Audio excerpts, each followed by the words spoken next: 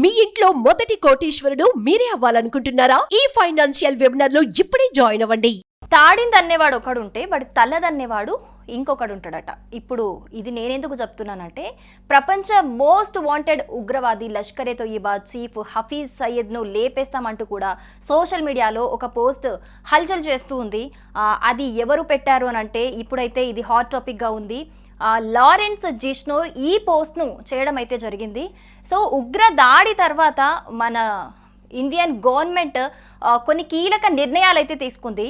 దానిలో భాగంగానే సింధు జలాల ఒప్పందాన్ని రద్దు చేస్తూ ఒక కీలక నిర్ణయం తీసుకుంది ఉగ్రదాడి తర్వాత వెంటనే. దానికి సంబంధించి లష్కరే తొయ్యిబా చీఫ్ హఫీజ్ కొన్ని వ్యాఖ్యలు అయితే చేశారు. వార్నింగ్ ఇచ్చారు మోడీకి. మోడీ తల లేపేస్తాము, సింధు నది జలాల్లో పారేది నీరు కాదు రక్తం పారిస్తాం అంటూ కూడా కొన్ని తీవ్రతర వ్యాఖ్యలు అయితే చేశారు.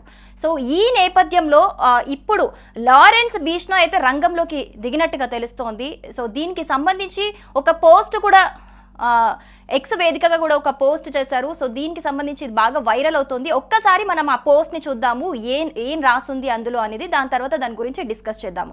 సో ఒక్కసారి ఆ పోస్ట్ చూస్తే, सभी भाइयों को जो ये पहलगाम कश्मीर में आतंकी हमला हुआ, जो बेगुनाह लोगों को बिना किसी कसूर के मारा है, इसका हम बदला जल्दी है लेंगे. इन्होंने तो हमारे नजायज आदमी मारे हैं, हम इनके जायज मारेंगे.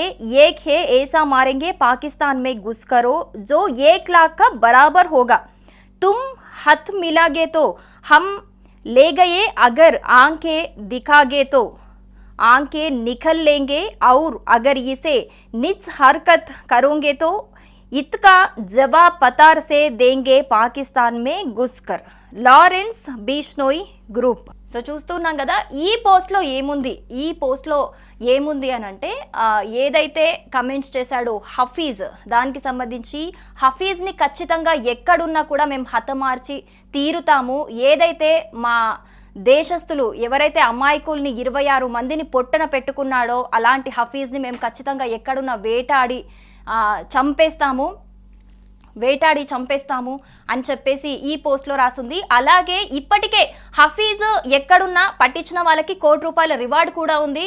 సో వాళ్ళ దృష్టిలో ₹1,00,00,000 రివార్డు చాలా ఎక్కువ, మా దృష్టిలో ₹1,00,000 చాలా ఎక్కువ అనేటట్టుగా ఈ పోస్ట్లో రాసింది. సో దీన్ని చూసుకుంటే గనక హఫీజ్ ఎక్కడున్నా సరే వెతికి వేటాడి మరి లారెన్స్ బిష్నోయ్ గ్యాంగ్ అయితే ఖచ్చితంగా హతమారుస్తుంది అనేంత కసిగా అయితే ఈ పోస్ట్ మనకి కనిపిస్తూ ఉంది.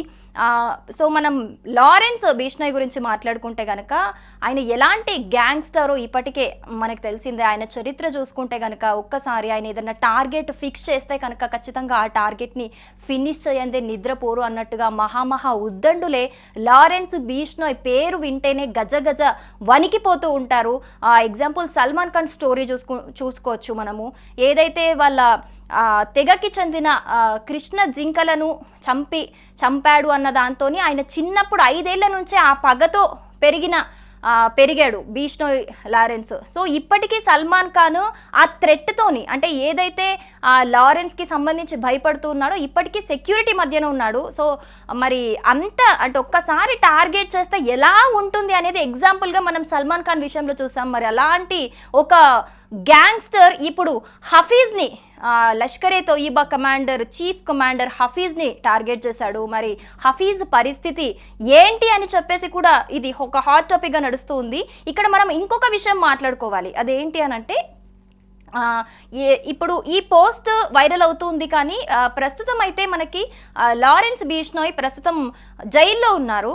సో దీనికి సంబంధించి ఈయన గ్యాంగ్ ఈ పోస్ట్ చేసినట్టుగా కింద కొన్ని నేమ్స్ కూడా పెడుతూ ఈ పోస్ట్ని చేశారు ఎక్స్ వేదికగా. కానీ ప్రస్తుతం ఆయన అయితే జైల్లో ఉన్నారు. మరి ఇది నిజంగా లారెన్స్ బిష్నోయ్ గ్యాంగ్ చేసిన ఒక పోస్టేనా, లేకపోతే ఆయన పేరు మీద ఎవరైనా పాకిస్తాన్కి వార్నింగ్ ఇవ్వటానికి, లేకపోతే పాకిస్తాన్ని భయపెట్టడానికి ఇలాంటి ఒక పోస్ట్ చేసి ఉంటారా అన్న ఒక భిన్న అభిప్రాయాలు కూడా వ్యక్తమవుతూ ఉన్నాయి. సో అలాగే ఇంకొకటి మాట్లాడుకోవాలి అని అంటే కనుక ప్రతి దేశానికి ఖచ్చితంగా కొన్ని రూల్స్ అండ్ రెగ్యులేషన్స్ ఉంటాయి. అంటే యుద్ధం చేయాలన్నా ఏది చేయాలన్నా కూడా కొన్ని రూల్స్ అండ్ రెగ్యులేషన్స్తోనే ముందుకెళ్తారు.